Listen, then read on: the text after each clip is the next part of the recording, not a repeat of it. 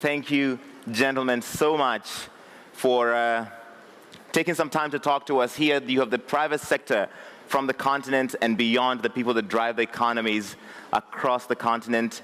And President Ramaphosa, you have the privilege of chairing the G20 this year. And there are many people here, private sector, governments, who are hoping that because you're in this pole position, you can advocate for the extension of AGOA, the African Growth and Opportunity Act, quota-free, tariff-free access to the US market, in a time when the opposite is happening. And in your case, have you even been able to convince President Trump to show up? Well, there's still a long time from now to November, and a number of discussions will be ensuing. And so the G20 process consists of 130 meetings the whole year, and we participate with a number of countries, and the US also participates, and leading to that summit where we will, as South Africa, hand over to the United States.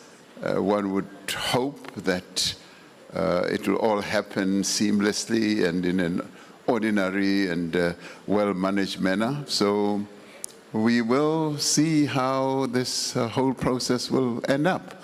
But we are excited as South Africa and very privileged to be heading the G20 for the very first time on the African continent. And we're particularly pleased that our own continent as a whole, through the AU, is now a member and will be participating fully as we get the world to discuss our priorities and our theme, which is solidarity, equality as well. And as we do all that, we expect that our key priorities will become top of mind in the discussions that are currently taking place leading up to the Leaders' Summit in November. Thank you, Mr. President. And we are joined on the stage as well by His Excellency Mohamed Ould Ghazouani, President of Mauritania. I'll come back to that in just a second, President Ramaphosa. But President Kagame, when we spoke in February, at the beginning, shortly after President Trump took over power, you said you supported the cuts to aid, that we as Africans have to be self-dependent. We can't rely on other people to fund our development. A lot more has happened since then that in some ways threaten our economic advantage as Africans. Do you still support largely what President Trump is doing in resetting our relationship with America and forcing us as Africans to step up? Well, thank you, Rari. I think we have to put everything in a context. Whatever President Trump has decided, or whatever anybody else will decide in the near future, there is a history to how we've been going about things for decades as Africa. So it isn't like we should just wake up one morning and because of what somebody has done that affects us, we should have been building up the momentum in terms of what we need to do to make Africa self-dependent and resilient, and also in how Africa works with other continents and other countries. So that is the context. So in this case, it is as well that President Trump decided to do what he did, if that was only to add to many other reminders or things that should wake us up to, as Africa, be able to do what we ought to do. And there are many opportunities. We always talk about potential of our continent. But when do we realize really what this potential is all about in reality? I think that has always been the question. And that comes back to us as a continent, as a people of this continent, to take the bull by its horns and deal with the problem. So we can't keep depending on what others are saying or doing about us. We need to be working with each other and other countries on the global stage that offer what we need, and we as well offer what they need. I think this is the context. You have been an advocate, President Kagame, of reforming the African Union. Is it, as currently set up, the vehicle for us, our aspirations as Africans, when, for instance, you've been critical of its role in mediating in the conflict that you have with your neighbor in the DRC, in the Rwanda process, in the Nairobi process, and the best results appear to have come from one meeting you had with President Tshisekedi in Qatar. So the African Union failed there and Qatar succeeded. Well, I think there are several efforts going on at the same time. That's the problem. And even that one we are talking about, whether it is Qatar or the US, or we can't say we have succeeded. Everyone is trying. And again, it comes back to us, really. If you look at what we've been doing on our continent, much progress has been made. I think we can't say nothing has been done, generally. Whether it was to do with the reforms, and I think Africans have come together. They have defined things and speak with one voice increasingly. There is significant progress. And, but most of these developments that have been happening in the last decade, as I said, remind us that there are things we need to do that we haven't done.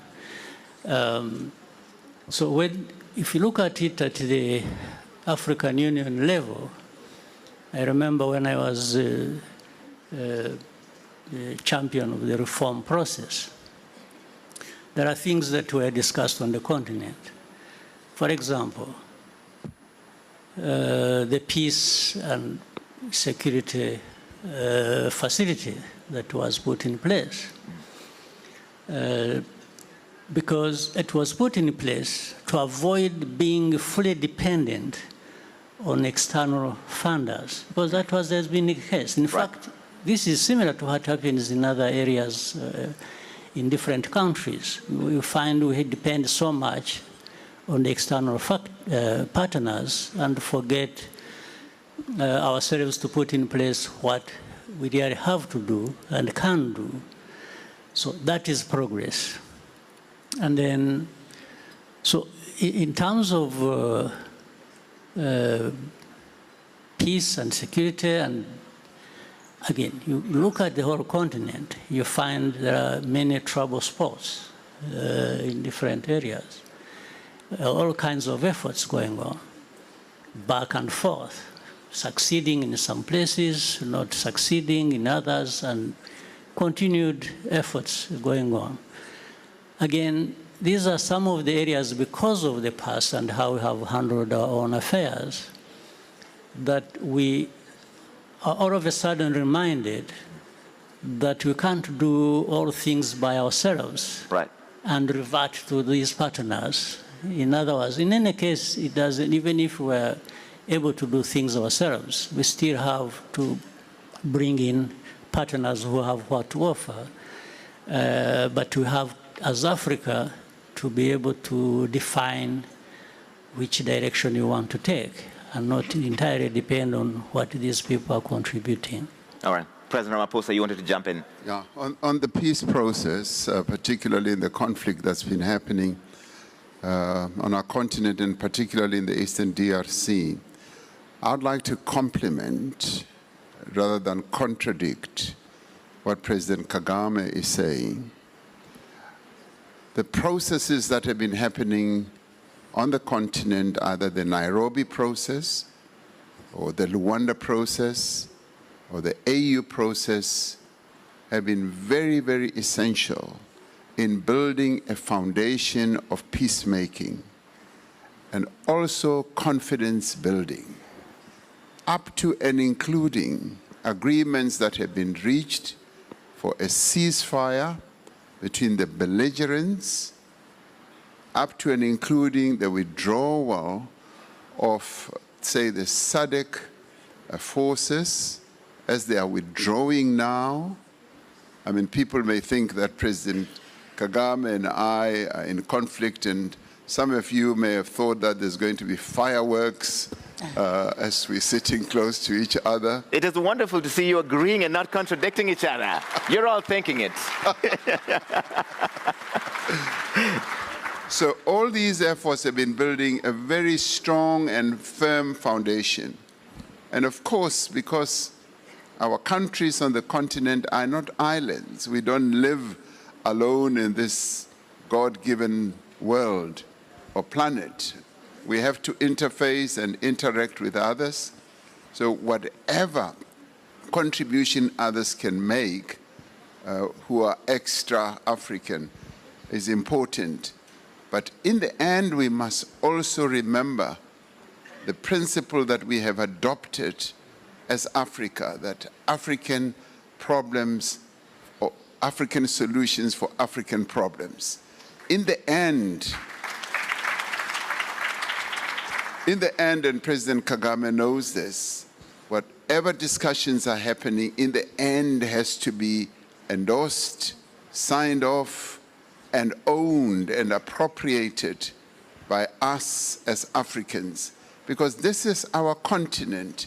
We are in charge of the future of this continent, and we must build peace ourselves because we live on this continent, and therefore we have a deep responsibility to ensure that peace does indeed prevail.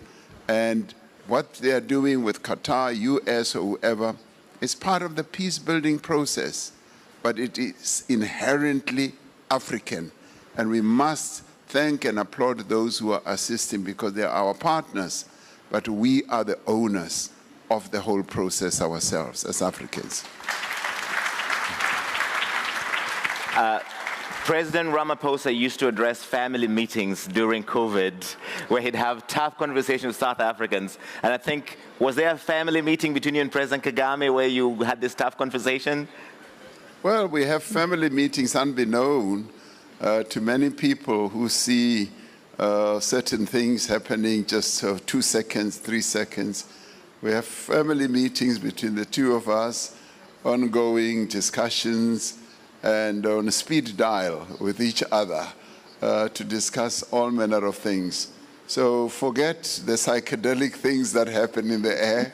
Focus on what we do together to build the peace process on our continent. Thank you, Your Excellency. President Ghazouani of Mauritania, you have in recent months made some big announcements directly involving the private sector. You signed a new public-private partnership law in 2024 in November. You had a framework with the OPEC Fund in January of this year, and the DREAM project with the World Bank, which you launched in March. Does this shift reflect a change in your philosophy toward the private sector, and how will you be leveraging these projects to energize Mauritanian businesses?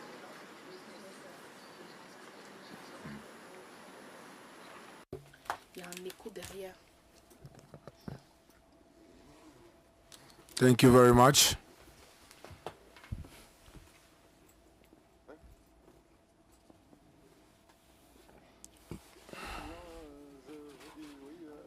Yes, thank you for your question.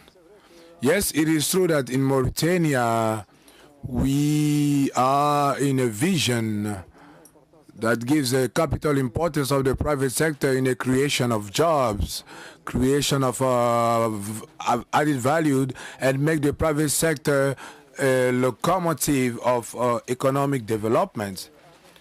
Indeed, you know that the pressure has increased on the government for the accomplishment of their mission, and we are actually trying to mobilize public resources. And this reality is obliging the private sector to be a key sector that is essential for financing and also the provision of services in favor of development.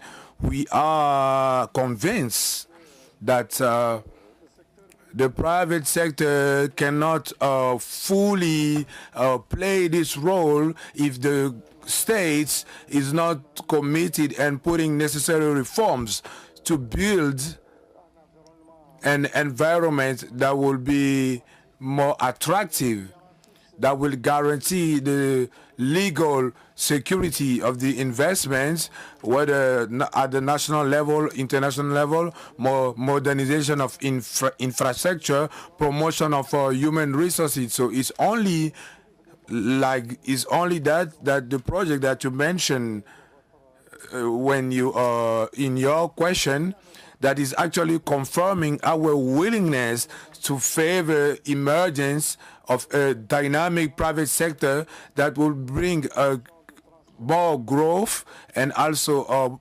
employment as well.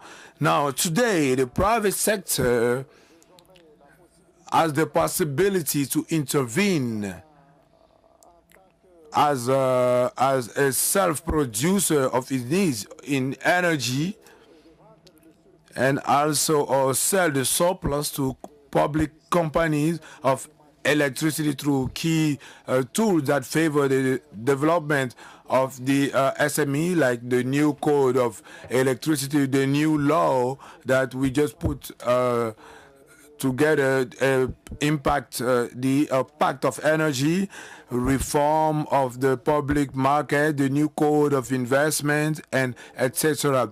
So our national pact as well of energy that was presented in Dar es Salaam in January during the launching of the M300 program. This is for the private sector to be more involved, and we are around $28.5 billion, and on the 2.5 billion that we projected. So this is a important commitment to allow the production of 100 and 200 megawatt of electricity, IPP and PPP. So now regarding the new agreement, the partnership that we signed with the fund that you mentioned for the amount of $120 million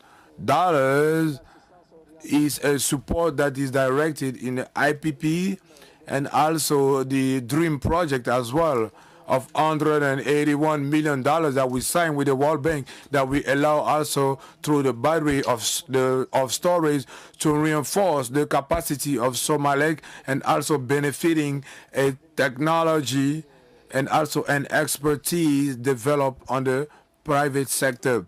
So globally, to conclude, our economic and social developments can be increased through a dynamic private sector with more ambition and committed with the public action. Thank you very much.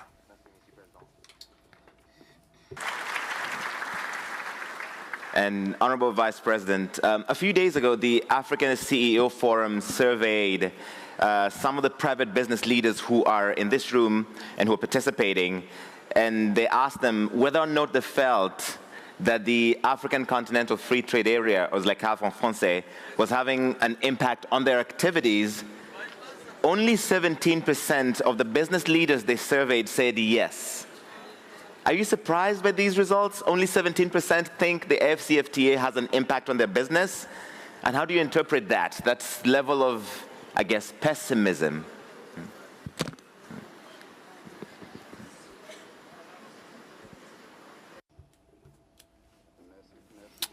Thank you very much. I would first like to express my gratitude to the President Ouattara that allowed me to be with his colleagues here in this panel.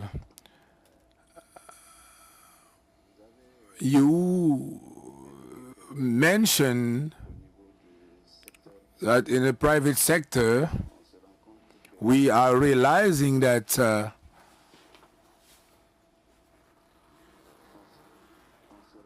we are realizing that things are not quite as we wish that they will be. I think that what was mentioned earlier is so important. The most important is governance, because governance, as we mentioned, is what allows to create the necessary framework for the evolution of the activities, private activities. And I will not go back on what was already said, but what we all wish is that the expression will be done. So it means that the people that need this governance that will be directed in a certain way should say it precisely, because the needs are multiple and are multiform, and is through the collaboration of everyone in all sectors of activities that need coverage, and we should work accordingly to our needs. So I think that if the governance is good, and that the companies and the private sector is able to find ideas, the performances will be good, and this is what we are seeking for. So here is what we should seek. Exactly, the good governance that goes through what the private sector needs as a sign, as value, as need, and that can allow to go further in the result that we are looking for. This is what I can say globally. And this exercise that we are having, for example, is simply something important to help the private sector to provide and also exchange and reach the objectives that we set. And this only can be done if, one, the willingness is there, secondly, the conditions are met, and three, that the performance will allow to reach and meet our objectives. So in Côte d'Ivoire, for example, we put in place a national plan of development on 5 years, and that was also renewed. So this plan takes into consideration all the concerns that the private sector have in order to be performant. And the results are, of course, the level of what we were looking for, a rate of growth around 7% per year, which we were able to reach, and the performances that go beyond what we even expected. So here is what we should be looking for. Thank you very much. Are you surprised that only 17% of these business leaders feel that the AFCFTA has impacting their business? Yes, well, it is. Because you're a big advocate of the African Continental Free Trade Area. Yes, which I'm about to speak about. It's quite concerning if that is the perception. You know, as I walked in with President Ouattara, President Kagame, and others, as I entered this room, I could smell money.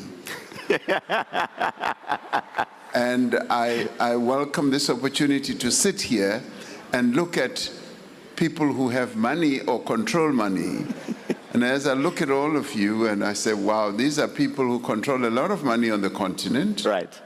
And I want them to smell the coffee and go beyond their 17% skepticism, because the Africa Continental Free Trade Area is a fundamentally transformative mechanism that was adopted by the leaders of the continent. And we should recognize and applaud the fact that the political leaders under the aegis of the AU saw wisdom, and led by President Issoufou, and President Kagame was leading the reform process. They saw wisdom in scaling the fortunes of Africa up and moving us just beyond just talking about politics and the unity of the continent, and wanting to put in place the real building blocks of what will support that unity and the progress on our continent. And that was about the economic growth of the continent through engendering trade, and that's why the African Continental Free Trade Area was adopted. So it is an engine of growth. And through it, we'd like the private sector to embrace it, to participate in it, because what it does, it gives the African continent an opportunity to integrate. And it gives business people the opportunity to see the 1.4 billion people market on our continent and a GDP of the entire continent adding up to $3.4 trillion.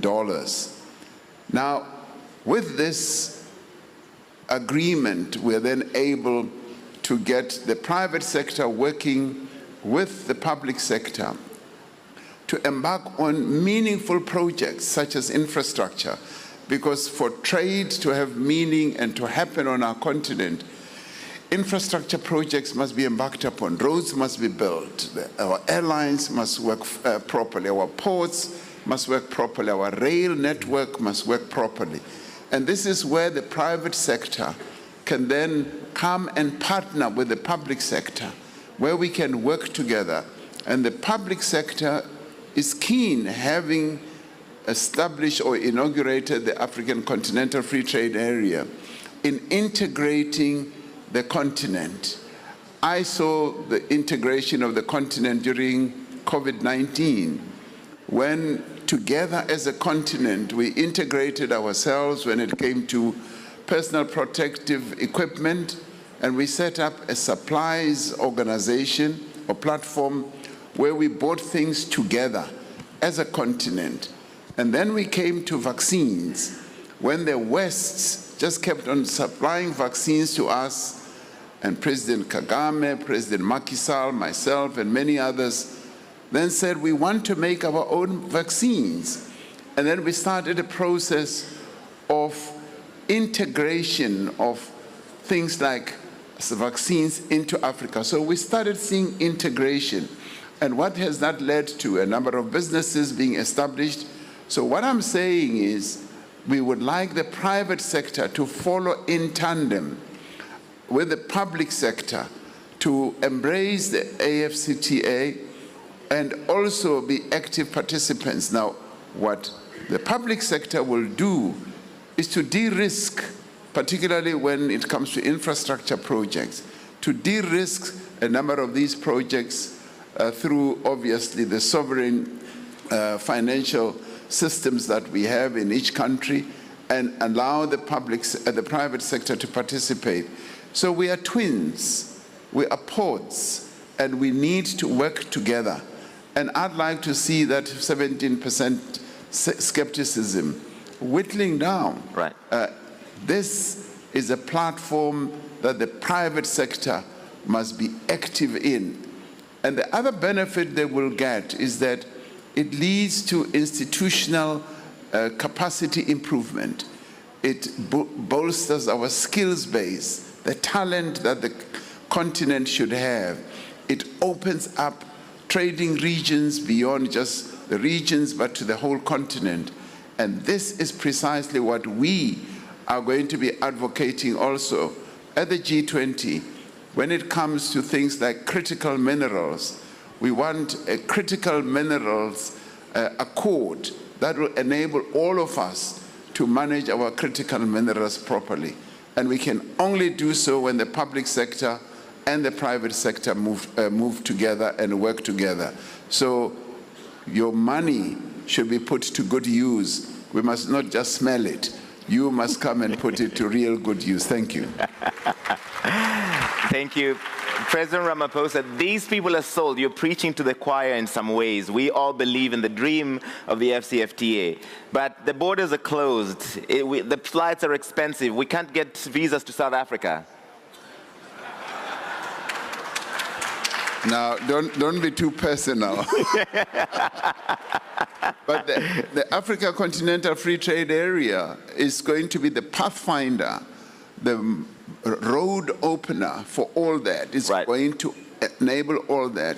The movement of goods, the movement of people, the issue of visas is currently being addressed. And the pace might be slow, but it is happening, and it is going to happen. It's going to open the floodgate for economic activity on our continent. And I would say, watch this space. It is going to happen. Thank you, sir. President Kagame, another issue, there are several candidates here for President of the African Development Bank.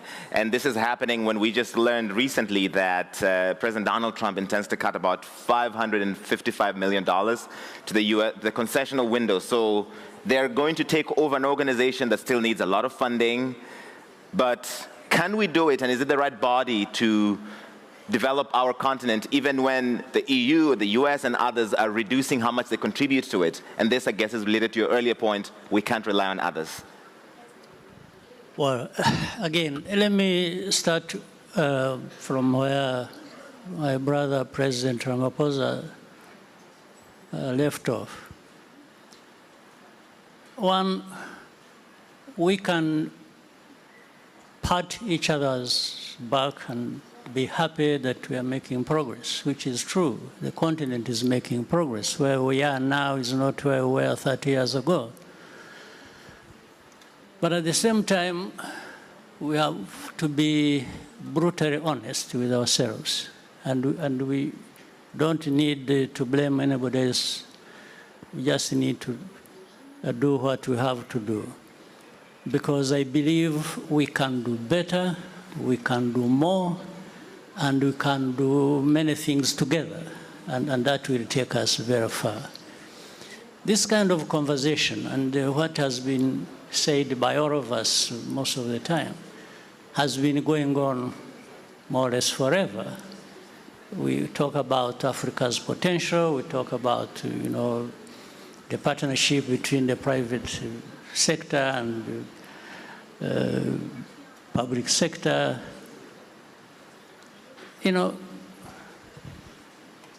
As has been said, it's about resources, it's about money, it's about what we do in terms of investment. So we can't just appeal to the private sector to be part of that process, to join with the public sector and do what we need to do without incentivizing the private sector. Because there is a lot government can do to create these incentives. And that, it's about regulation, it's about laws, it's about all kinds of support that, and of course, a secure environment. We talk about good governance, we talk about area accountability was being talked about. These are real things that matter, and we should be making sure. If we don't, even to the question you've raised, we won't be making progress. Because, for example, let me go straight to the question.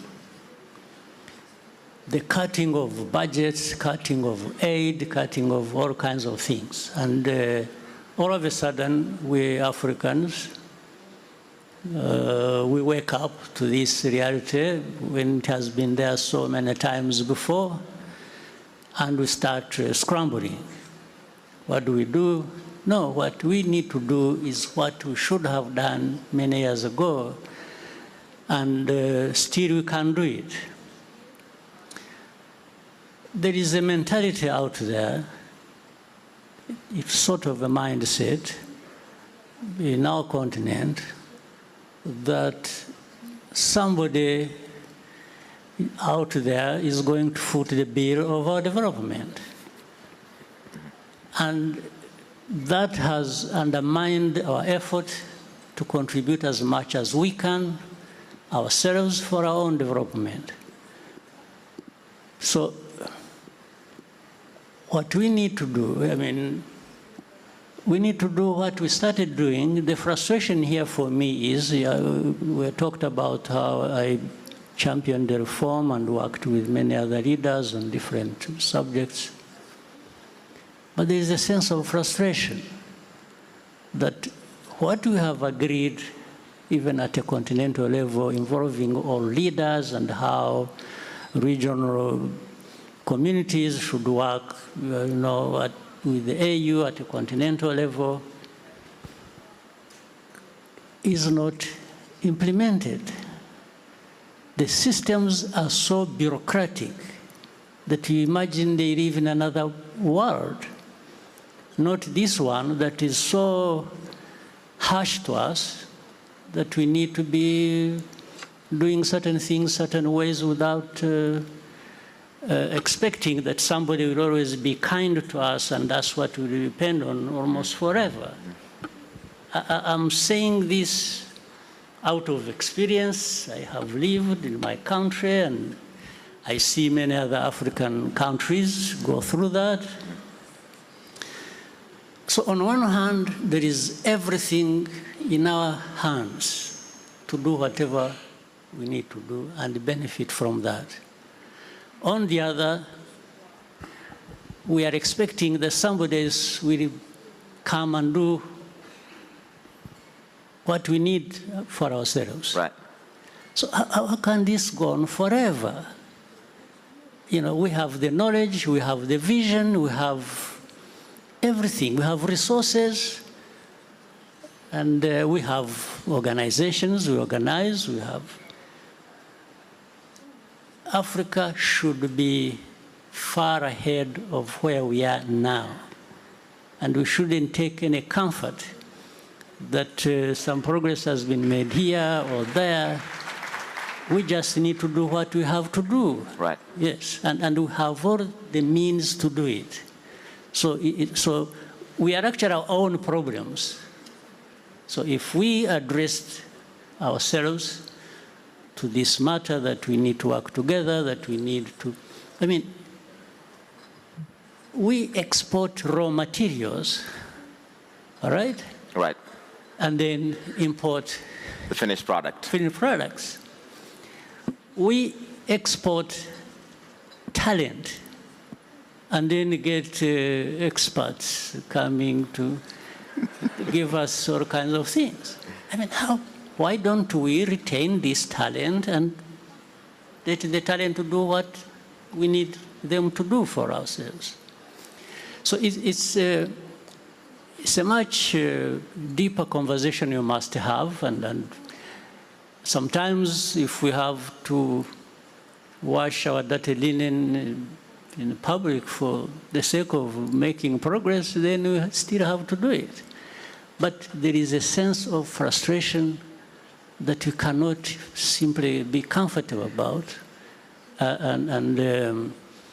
So again, what President Ramaphosa just said, for example, the efforts here and there about our situation when COVID struck. After that, I was given the responsibility to champion the domestic financing for health. Right. Some of these things we can, and you find in the mindsets of many people, they expect that somebody will do the funding. We can't tap into our own resources to the level that is required and to do exactly the things we agreed we should do, and some of us have tried to do, but it's not enough. Right. We need as many countries get involved on our continent as possible. All right. So I think there is more conversation to be had, and we should have it, maybe not on the stage like this. We need to be brutally honest with each other somewhere in different rooms, and I can promise you we are going to contribute to that. All right. In fact, let me ask President Ghazouani about that, because you just finished your term as the chair of the African Union only 3 months ago. Do you consider the African Union still the vehicle for defending the interests of African countries when there's so much frustration about how slow and bureaucratic? You hear how President Kagame is frustrated. What was your experience, really quickly as we're out of time, Your Excellency?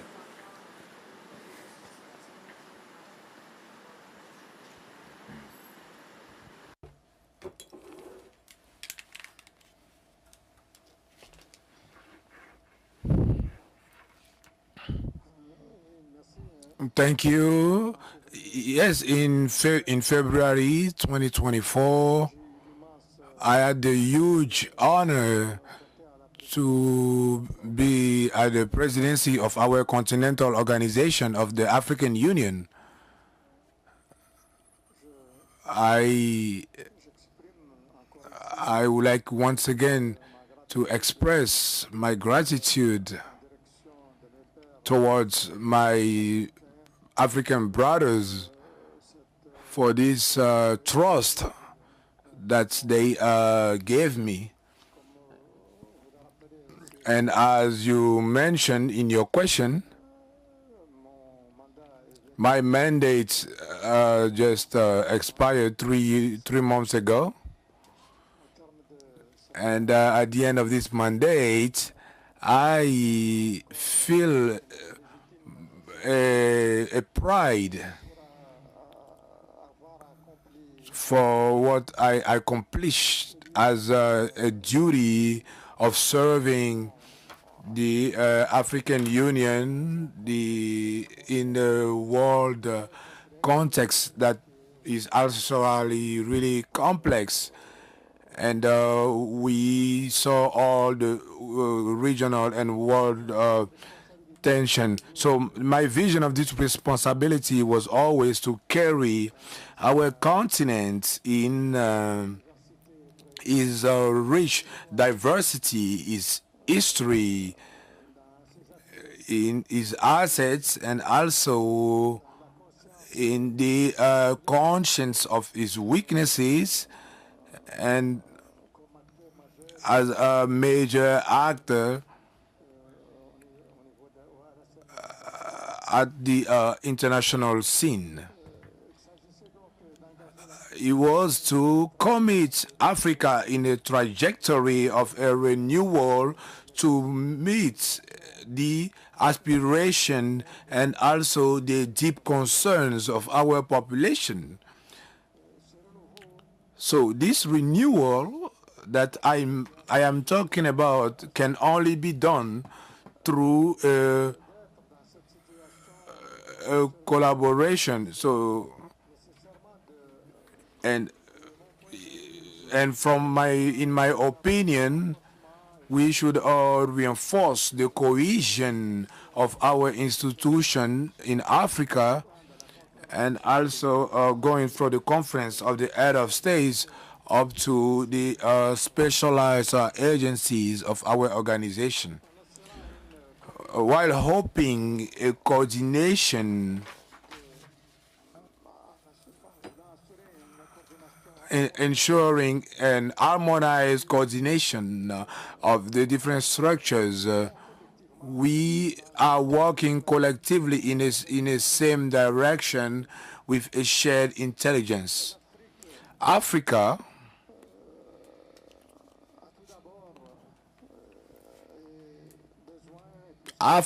needs more and more a strong African Union that is more consistent, that is performing very well, and also functional. It's only with that we will be able to have some important results with our international challenges and also in the global decisions that, as my brother Kagame mentioned. For me, during my mandate, I worked to set some foundation of necessary reforms, because what we said earlier is that let's say that let's say that we put together good reforms. It's only in that framework that we can work. As I mentioned, I put necessary reforms to overcome the challenges that are not allowing us to have some necessary and strong improvement. So we clarify and implemented an electoral process that is more transparent, equal at the Commission, and that our executive body is actually working on that aspect. Now we are having a rotation. The pairing skills is a really important principle that we should always be maintaining. I think we were able to have a consensus on the definition of the different profiles required within the Commission. Our objective was to build an executive founded on the efficiency with the agenda of 2063. With my colleague, the President Ruto, in the continuity of the work that we were able to realize with rigor, with skills, with my brother present here, President Kagame, we establish a clear agenda to complete this process of reform. So I have hope that this process will be completed in few months. It's in the same spirit that we also work to prepare and formalize the participation of the African Union at G20, and as a member, the essential step in the construction of the strategic international partnership. And to conclude, from my experience, I have a strong conviction is that our future will go through inclusive institutions that are performing very well, that are represented. It's only in this direction that we acted with determination during my presidency. Thank you very much. Out of time, but I would be committing journalistic malpractice if I don't ask President Ramaphosa this. As we speak, 49 white Afrikaner refugees are on their way to the United States. They will be received by the government of President Trump. What is your reaction to this? Well, we've raised our own concern because those people who are being enticed to go to the United States do not fit the definition of a refugee. A refugee is someone who has to leave their country out of fear of political persecution, religious persecution, or economic persecution. And that's what the United States says they're undergoing in South Africa. That's why they've opened the door for them. Yes, and they don't fit that bill. They don't fit that description. And I had a conversation with President Trump on the phone, and he said, what's happening down there? And I said, President, what you've been told by those people who are opposed to transformation back home in South Africa is not true. And I added to him, I said, we were well taught by Nelson Mandela and other iconic leaders like Oliver Tambo on how to continue to build a united nation out of the diverse groupings that we have in South Africa. We're the only country on the continent where the colonizers came to stay, and we have never driven them out of our country. So they are staying, and they're making great progress. It's a fringe grouping that does not have a lot of support, that is anti-transformation and anti-change, that would actually prefer to see South Africa going back to apartheid type of policies. And I said to him, I would never do that. I learned at the feet of Nelson Mandela, and we intend to proceed with the implementation of our constitutional architecture. And I thought in my conversation with him early in the morning at 4 o'clock South African time, he understood that.